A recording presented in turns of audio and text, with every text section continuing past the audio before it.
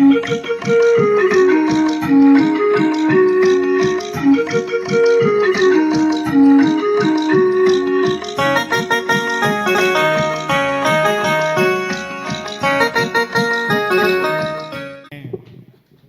Doctor Satish Notiyal जी को बुलाना चाहता हूँ।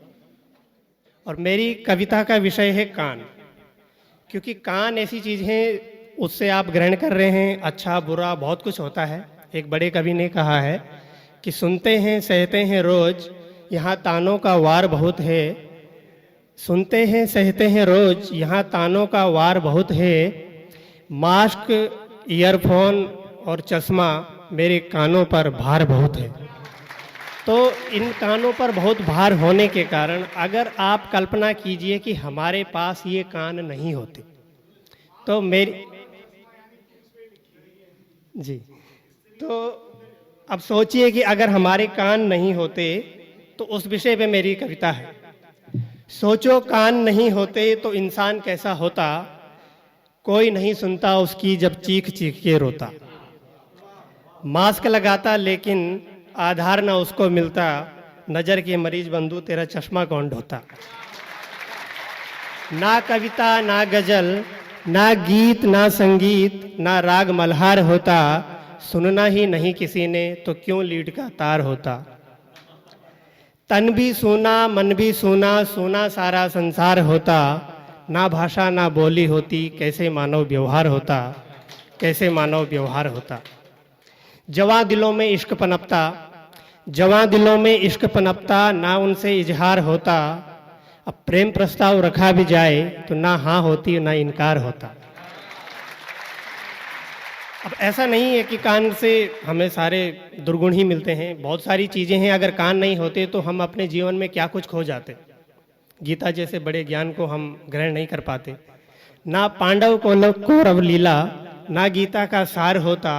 ना पांडव कौरव लीला, ना गीता का सार होता। ना अर्जुन रथ सवार होता, ना महाभारत वार होता। ना किसी से लेना देना, ना राग द्वेष का विचार होता। मानव मानव बनकर जीता, कितना सुंदर संसार होता। अच्छा बुरा सब है दुनिया में, अच्छा बुरा सब है दुनिया में। कानों से सबका विस्तार होता, अगर न होते कान हमारे तो मानव पशुता से पार होता, मानव पशुता से पार होता। इसी कड़ी में एक और है कि कितने दंगल हो गए हैं। मेरे जैसे बहुत सारे युवा साथी हैं जो अपनी अपनी उसमें चल रहे होंगे, अपनी जीवन यात्रा में क्या कुछ देख रहे होंगे कि आधुनिक समाज और उसमें जो थोपे गए जो हमारे ऊपर, या हम एग्ज़ाम देते हैं या सरकार की हो या हमारी समाज की जो कुरीतियाँ हैं उनको हम कैसे ढोते। कि सुंदर उपवन बाग बगीचे यहाँ सब जंगल हो गए हैं। सुंदर उपवन बाग बगीचे यहाँ सब जंगल हो गए हैं। इश्क में हारे जो लड़के वो सब अंकल हो गए हैं।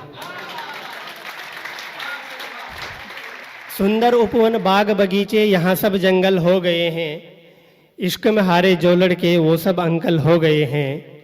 हताशा हाथ लगी उनकी वो सभ्य अमंगल हो गए हैं। हताशा हाथ लगी उनकी वो सभ्य अमंगल हो गए हैं। खुद को साबित करने में कितने दंगल हो गए हैं। परीक्षा होने से पहले, आजकल आप देखते होंगे ऐसा अक्सर होता है, परीक्षा होने से पहले ही पेपर हल हो गए हैं। बिल्कुल एग्जामिनेशन में बाद में आता है जब पेपर हल हो जाता है। परीक्षा होने से पहले ही प्रश्न पत्र हल हो गए हैं। सरकारी व्यवसायों में सब भर्ती फंगल हो गए हैं। भेड़िए ध्यान लगाने बैठे बगुले चंचल हो गए हैं। भेड़िए ध्यान लगाने बैठे बगुले चंचल हो गए हैं। कुत्ते सरीखे वफादार थे जो वो सब खटमल हो गए हैं। पत्थर बनकर फिरते थे, 4-4 5-5 साल बाद आते हैं आपके पास, जो 5 साल तक पत्थर बने रहते हैं। पत्थर बनकर फिरते हैं, सहसा मखमल हो गए हैं। काला बाजारी करने वाले स्वच्छ धवल हो गए हैं। भ्रष्टाचारी करते थे जो, जिन्होंने पूरे 5 साल भ्रष्टाचार किया और फिर आपके पास आए हैं 5 साल बाद, भ्रष्टाचारी करते थे जो सब दल बदल हो गए हैं।